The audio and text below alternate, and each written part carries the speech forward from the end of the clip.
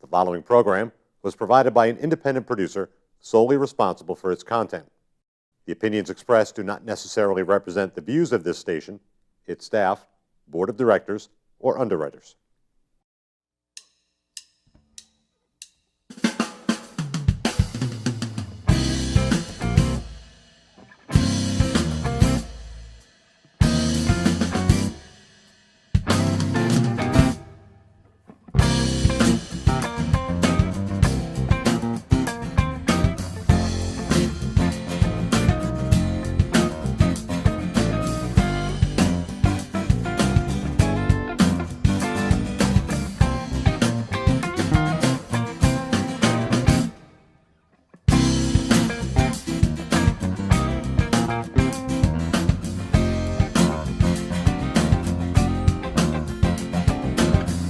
Welcome to Gate City Chronicles. I'm Kevin Avard, your host, and today we have a young entrepreneur here on the show, an owner of a restaurant, Mr. Roger Soulard, right?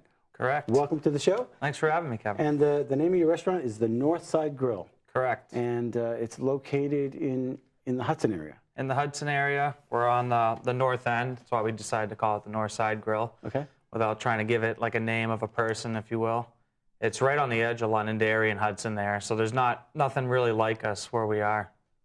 All right, so if you're basically going 102 and you're heading east, just before you head up that hill, and there's that gas station on your right. If you go to the gas station, you've gone too far. Gone too far, yeah. Right, so it's right before that. We are in a unique location. It's kind of on the backside, and we do have a smaller sign, and it's one of the small business things that we are working on.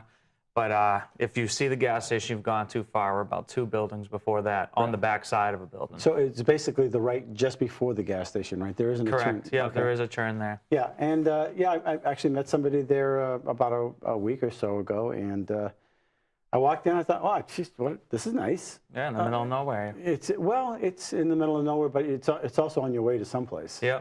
You know, and you got the Speedway, which is right to your right. Yeah. You have some Industries, Fuller's up the road. I think it's Fuller. Oh, yeah, there's definitely a lot of industry around there. That's like that was one of my main draws. I used to own a prior establishment, and weekends were an easy business. But as far as lunch, that's like a fast turnover that you want to see. You got to fill it up with workers, and we just weren't near any industry. And I kind of learned that at my first place. And it's really hard to create it if there's nothing around you. So all those large gas companies they're great. Continental Paving's there. You have Tate Paving there, Hudson Paving around the corner, so there's a lot of that. And is it Fuller that's right up the road? Yep, yeah. Fuller.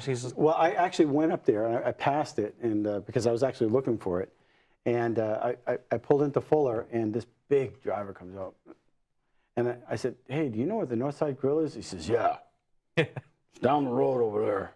Good place. Yeah. You know, and obviously that's when people talk about you like that. Right. So you must be doing something right. Yeah, we love when those guys, we try to take care of anybody that's like a neighbor, if you will. There's even retirement homes being built down the street. I try to cater to them as well, even from residents, not a business. But those guys, they'll put in like a 20-person order sometimes at lunch, and you want to make sure everything's right because you would like to see that come back. I mean, they're not even sitting in the restaurant. That's all takeout food. So that's great for business for us. It's nothing that I didn't even really expect that kind of business. I was actually surprised with the volume of takeout that we were doing there. What's your background? How did you get involved with the restaurant? I actually never intended on cooking ever. If you asked me when I was at the ripe age, 18 and graduating, I had no interest in cooking. I didn't cook for a passion at all. And I did odd jobs and ended up just getting involved with a restaurant. They needed like a dishwasher, and it was easy, blue-collar work, no knowledge of it, so I was the porcelain. I've done my share of that. I don't know if it's easy. I was a porcelain technician once my back got adapted to loading that dishwasher over and over, and I was going. Is that what you call it, porcelain technician? If I want to shine it up it's for the new guys, yeah. Oh my gosh, your hands get all cut. The dishes are hot. Yeah. You're sweaty. You get all used to it, and your hands are super soft. Yeah. So I started there actually as a dishwasher, and I was going to school actually. I was going to Southern New Hampshire for a business degree. I was probably in my 3rd year in, and I had moved my way up through the restaurant world as far as from a prep cook to a line cook to shift manager, and roles increased. And unfortunately, in this role, it's kind of like you got to choose one. it's tough to really just be in, like, have a lead role in a kitchen you've been in for a while and go to school. So I actually ultimately made the decision because I was paying for each class out of pocket, which most people know this day and age isn't easy. And I was looking at the money going out and coming in, and I had a reasonable offer, but that offer comes with 50, 60 hours in this industry, which is nothing now. But that used to be part-time with the hours you got to work now being a business owner. But Yeah. that's how I started, and I just met a lot of people, and then I realized it's kind of something I want to do. And being from Hudson, I seen in that end of town, we actually offer like an American fare. We do lunch, we do breakfast and lunch is what we started with, and we actually just added dinners. And it's great because it's a casual atmosphere. It's inviting to anybody like for a business meeting, a family. We've sat groups up all the way from 4 to 25. We actually have about 6 Christmas parties this year, so that's that great. much room in there? Yeah, Oh, we're really? fully handicap accessible. I have four fully handicap accessible bathrooms. How did you transfer then from being getting the 50 to being the owner? I mean, you did obviously a student. You're not necessarily loaded, you know? Right. It's actually kind of a unique. I actually ended up. I had an opportunity. I had a little bit of money saved up, and I try to tell a lot of people this story because they really, like you said, you kind of look back at the picture and you're like, wow, me and my wife are really young, and kind of people see the operation. They're like, how did they get this so young? And really what it came down to is I actually had an opportunity from a vendor kind of networking myself, and he knew of a restaurant that was really struggling. It was actually out in Derry, and he got in touch with me. He said, hey, I think you should kind of go in here. And I actually kind of quietly worked for him, like as a regular line cook, pretended I was going in there just to cook. And I actually made an offer to him after 2 weeks. I said, hey, it kind of seems like you're tired. I actually have a little bit of money saved up. And I mean, obviously I don't want to like get into numbers or anything, but it was cheaper than most automobiles that I've been driven that you can get into a loan for. And people would be, because you bought the lease, not the property. So I plan on turning the business over, and me and my wife ran that for about 13 months. And a buyer came in and asked us and paid us for the business and everything. And we left it intact with employees, and it's still running this day. It's on 28 in Derry. It's kind of like that's why I was off the beaten path. Me and my wife are Hudson residents, and I actually had the Hudson restaurant in mind the whole time, so we did plan on flipping it. So that was like a big part of actually opening the Northside Grill, was that restaurant had to be flipped, which, trust me, like when it came down to the wire, I was definitely tossing and turning at night, like wondering, like, is this really going to happen? Like, was this a good idea or was it a bad idea? And it ended up happening. You took the risk. Yeah. You took the risk, and then, but you also were putting in the hours prior to that. Correct. I was doing, working in the business, there was a lot of guys that will start with me, and they want to just jump right up and have leadership, power, and control, and they think obviously like the financial comes with that. I always let them know, I'll be honest, like the cooking business is a hard business. Never mind being an owner of the food business. It takes a tough breed to definitely stick through it. And what I tell most people is I started at $10 an hour to buy my business, and then I went in, and then I actually ended up making less than that if we really did the math. So I was working at that other business. We closed pretty early, so I was at 2, but I was coming home at night, and I was actually doing a lot of the work, laying out from pipe work to like laying floor to getting walls up. And I did a lot of the work actually myself with a lot of contractors that were like friendly acquaintances and stuff, like stuff that you didn't need the licenses for. It's all legally electrician stuff. Yeah. So, okay, that's kind of the American dream. Right. So you're now the owner. How many did you have employees already, or was it just you and your wife? It was in the works. So I'd tell people like we just hit pretty much a year and a half old. I was probably working on this project for about 3.5 years. I've been in the building for about 3 years. Met the landlord, who's also like he's a Hudson resident. He heard my name, and 2 and 2 just came together. He asked me if I'd like to lease some land that he had vacant for a long time, and I seen the opportunity being on that side of town. Nothing like it.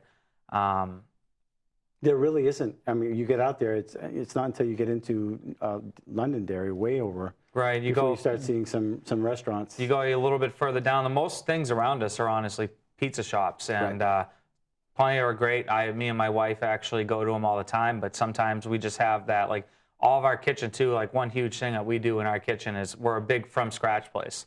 So everything that we make is fresh food, comes in. Like we have a delivery pretty much every single day coming in. So all of our food's fresh, and that's like one of our niches that we kind of want to stick in. And you can tell the locals really appreciate it. I mean, we're going through so much soup. There's a fresh soup every day. And the locals, sometimes people come down and like buy out a batch if we hadn't ran like a certain type of soup in a while. It's pretty fun. What's your square footage there? Square footage, we actually just added on a back room, and I believe that back room is 1,200 square feet, and that's kind of like a lounge atmosphere we're providing, and that's how we got into dinners. That's where the bar is. Yeah. And there's some TVs in there. Yeah, 4 TVs, nice, comfortable atmosphere, and I'd say our main dining room, which is where we started our breakfast and lunch out of, that's about 2,800, I believe. And it's because like my lease is now in a transition because I just added on that back room there. So. Right. So I believe we're at a total of about 3,200-ish, I think, if I was going to guess. So along with your growth, I mean, you have to worry about workers' comp, you have to worry about liability insurance, you have to worry about your liquor license. Yeah. And, on top of the fact that you have what's your menu look like? The menu, we run a dinner menu now because we have dinner. So it's a 2-sided dinner menu and lunch and breakfast, which is actually a difficult transition, which people don't realize because you have some customers that come in, they say, I know you serve breakfast here, but we try to have a cutoff time so we can provide consistency. Right. And dealing with the public, some public, when you're in a busy place, they don't understand, like it's still a small business deep down inside. And it's funny to go all through those things. Like you said, I mean, there's plenty of small business things that we could sit here all night and like laugh about together. Like you said, like workers' comp, like that's another one. Like most people don't know, like the small business owner, like workman's comp, I'm the only guy it doesn't cover. And it's difficult because obviously... It covers everybody else. But me. Right. I actually just switched payroll companies, so I had to re-sign those papers that says I acknowledge that I'm not covered. And it is difficult because me and my wife, we're in there anywhere from 70 to 90 hours a week now. And that's just time on premise. I mean, we're so passionate about it. I mean, today was actually one of my days off, and I was on the computer all day looking up new stuff for this. We want to order glasses for this. I'd like to expand this, looking up new menu ideas. So you're always working. I mean, after tonight, I'm going to take my wife to one of the Main Street location restaurants, feel out. You get to see menus, some new ideas, and it's kind of refreshing to have somebody else cook once in a while. Yeah, and take a break. Yeah. Yeah, obviously. It can own you, but you still have the passion, you have the drive, so it's still a labor of love, and it's fun. It's an adventure. Right. That's what a lot of people ask. Like someone actually asked me, they were starting a small business in Vermont, and it's a friend that I know, and I made a joke to him, and they said, do you have any advice for me? And I said, yeah. I said, just don't count. And I said, well, count what? And I said, don't count the hours you work or the money you're making. And I'm like, and you'll love it. But truly, I do. I mean, I wake up every day. I don't even set an alarm clock. I literally wake up and go into work and just start working away on the lists I have or with different employees we have, taking care of issues and just trying to move our business forward and keep it growing so you don't hit that plateau, and try to keep everything fresh for everybody, from all the way from food to advertising to cleanliness of the restaurant. Like it's just a nonstop machine. Now you have 38 employees? 36. 36 employees. Probably soon to be 38, so it's probably not too far off. Fantastic. So it is. It's a huge benefit to the community. Oh, definitely. That's you can hear me sometimes when I'm stressed out about small business stuff and paperwork. Sometimes I do make the joke. I'm like, but I added 36 jobs, and it is fun. I mean, we have like pretty much a small family. I mean, one guy can like affect us so much. We're actually contemplating. We're open 5 nights a week right now. And after the holiday, we wanted to go 7 nights a week. Naturally, just wanted to grow. But now we kind of have on the table with talking with some of our managers, and me and my wife have been talking about it a few nights in a row now. We're trying to choose like a Sunday or Monday night to perhaps be closed, because what people understand is like I hate turning away a customer. I mean, my wife, it drives her crazy. You can ask her. Like, I mean, if I see like a guy pull up to the restaurant and we're not there, like if I could go open the doors and cook the guy a grilled cheese, I would. So trying to make this decision is really difficult, because you're thinking like, but you really do need downtime. Everybody needs it. And I tell some people, like there's some guys, because I'm young, and they're like, oh, you can't work the 7 days, the 7 nights. I'm like, well, it's actually calculated, because I'm trying to like stay alive. I'm trying to keep the business fresh. And if I can't do that with myself. So we're actually like trying to figure out if like a Sunday or Monday, based on what current people are bringing to us.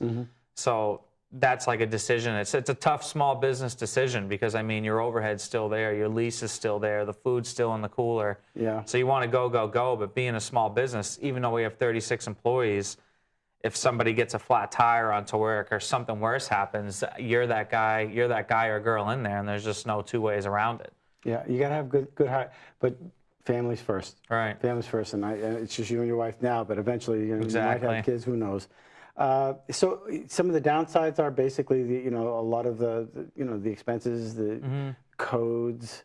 That is one of my business mentors. He laughs, and he started business at a very young age, and he's well off to do now. And I use him as a mentor. And sometimes when I tell him some of the things I go through now, from paperwork to codes to regulations, like for instance, this restaurant didn't exist, so there was a lot of things that I was at town hall meetings, and I need to put a sign here, and me and my landlord had to widen 102 to put a left-hand turn lane coming back the other way from Derry.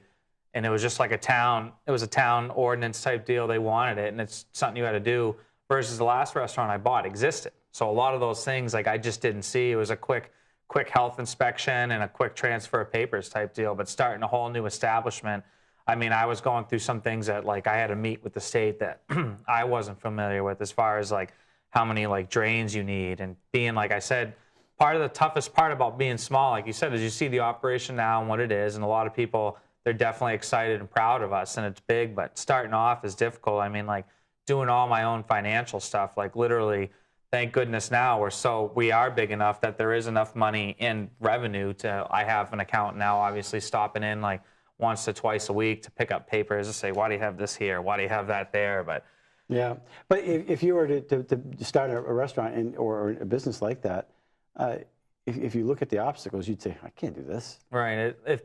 The way I personally did it was, like, if someone asked me that question, is I honestly, like, it was almost like you said, not only like there was obviously risks involved, but just trying it, jumping in with like both feet and like really just doing it. And to be honest with you, when I started my last business, I was really learning a lot of things. And I'm actually honestly glad that came about, because there was things that was almost like my rough draft. It was almost like, me and the wife joke about calling it like almost like a food truck or a lemonade stand to what we're doing now. So we got to make easy mistakes where, like, it would have been very different in the atmosphere we're in now. So, in the establishment, it looks very nice in there. And when you walk in, you look to your left, there's the dining area, and then there's this little cove, and you got this huge mural. Tell us a little bit about the mural. The mural was a local artist that I actually found standing in line, and he was talking to someone in front of him about that he painted large murals. And we have, just like you said, one of the questions is, how much square footage do you have? Because a lot of people come in, they say, wow, and it's a lot of square footage. With a lot of square footage comes a lot of big walls. And there's so much stuff you can hang on the walls. And I just seen this guy in the line, and I ended up asking my wife, I'm like, hey, I'm thinking about having this guy paint a mural. And I called him up, and he came down. He's actually a 22-year-old graduate from Pinkerton in Londonderry, and he's art major. He came up with the design, and I didn't really, at first I was like, it's not what I was really looking for. And then he went home that night like a typical artist, and I woke up the next morning with a whole new sketch in my inbox. I was sent at 3:30 in the morning, and I instantly loved it. Didn't even have to check with the wife, because I knew that she would instantly love it. And he painted it. Yeah, and it's on it's about a 20-foot wall, 20 by 8 feet tall, and it's all New Hampshire.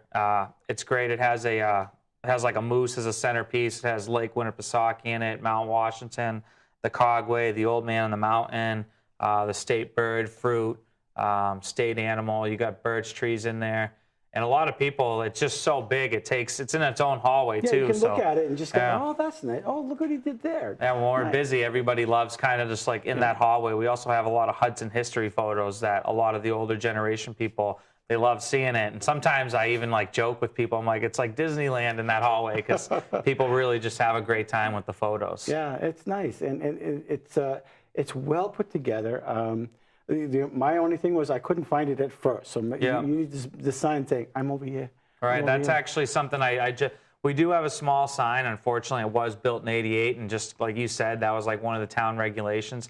They have changed since then, but just the price of signs are actually like pretty staggering. So we're using a lot of word of mouth. I mean, we do a lot of advertising, but like you said, once you're getting there, you really got to have your eyes peeled for that sign. I think when I was a kid, the only thing that was anything like that was a place called Connie's. Yep. And it's Are you actually, familiar with that? I've been to Connie's. I grew up in Litchfield, so I used to make the joke, like sometimes I'd be like, I want to go to Connie's. I want to get a tomato plant and breakfast and a pack of gum.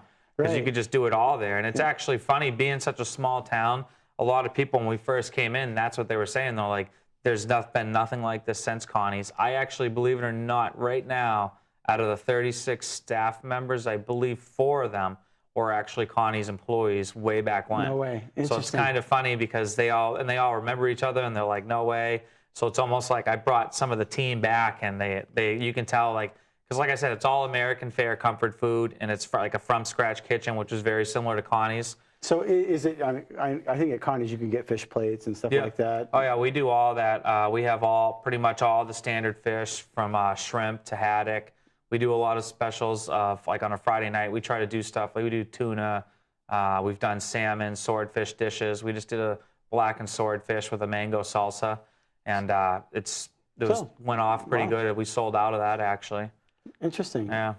So it obviously you're doing something right, and people are coming back. I mean, for people to say, "Hey, that's great," I'm just total strangers. One of, like, the best things is, like, I'll admit, like, with the extreme weather lately, we did have, like, a slow night the other night, but the best part of that night actually was a lot of my servers were telling me, I had so many new people today.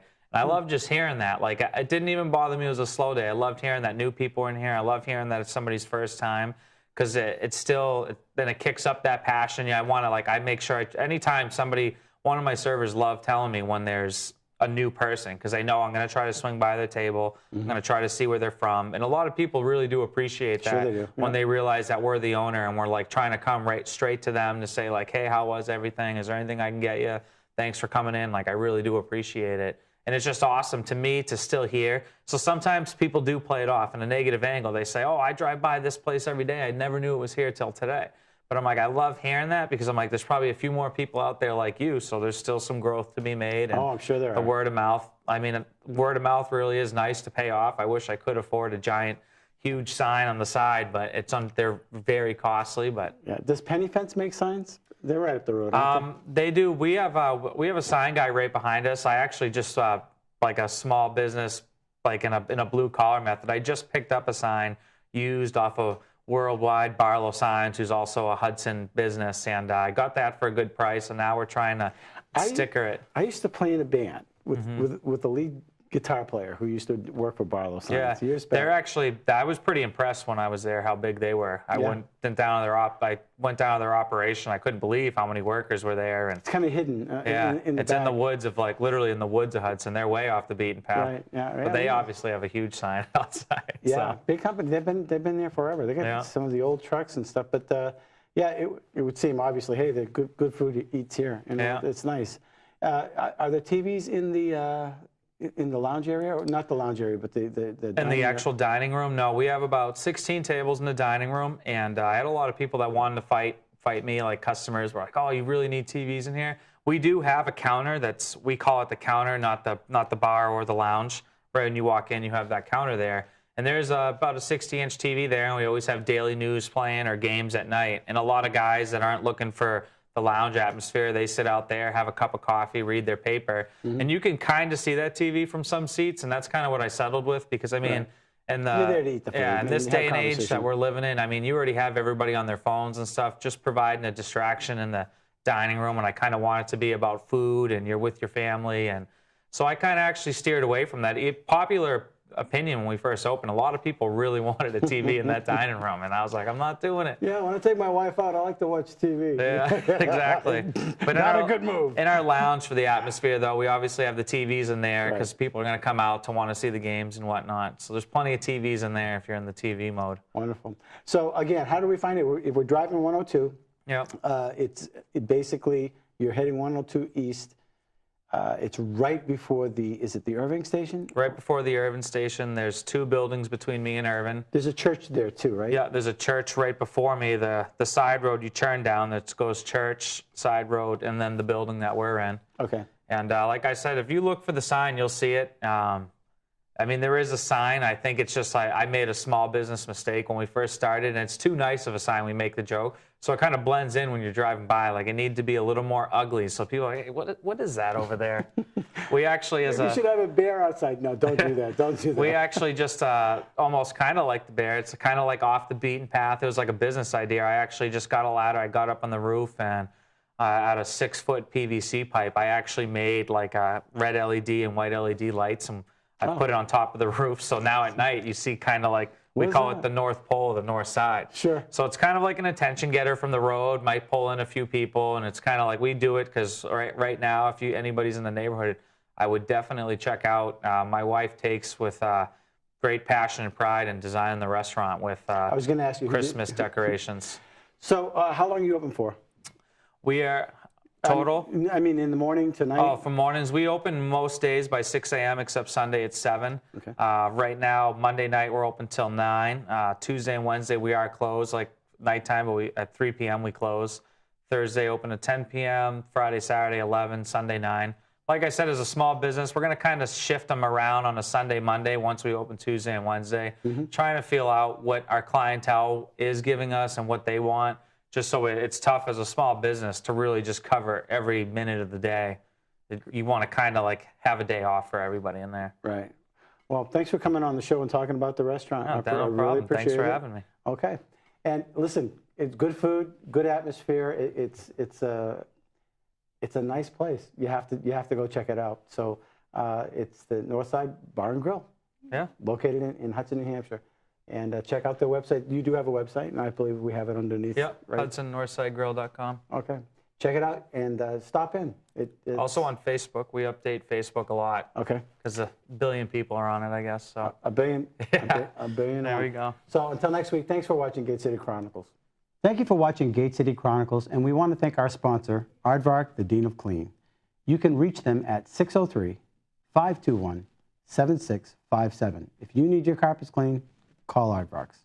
The preceding program was provided by an independent producer solely responsible for its content.